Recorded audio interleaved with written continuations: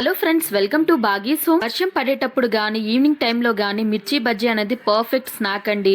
అది ఎలా సింపుల్ గా ప్రిపేర్ చేయాలో చెప్తాను, చూసేయండి. మిర్చిని కట్ చేసి దాంట్ లోపల పిక్కలన్నీ తీసేయాలండి. తర్వాత ఒక బౌల్లో ఒక కప్పు శనగపిండి, 3 టేబుల్ స్పూన్ల బియ్యం పిండి, ఉప్పు, కారం, పసుపు, చిటికెడు వంట సోడా, కాస్తంత వాము వేసి మొత్తాన్ని వాటర్ వేసుకొని మనకు కావాల్సిన కన్సిస్టెన్సీలో మొత్తాన్ని లంప్స్ లేకుండా కలిపేసుకోవాలండి. తర్వాత వేడి వేడి నూనెలో మిర్చిని ఒక్కొక్కటిగా పిండిలో డిప్ చేసుకుంటూ మొత్తాన్ని వేసి అటు ఇటు టర్న్ చేస్తూ టోటల్ గా ఫ్రై అయ్యాక తీసేయాలండి. మిర్చి లోపల స్టఫింగ్ కోసం ఉల్లిపాయల్ని వీలైనంత చిన్నగా కట్ చేసుకొని ఉల్లిపాయల్లోన ఉప్పు, కారం, కొంచెం కొత్తిమీర వేసి మొత్తాన్ని మిక్స్ చేసేయాలండి.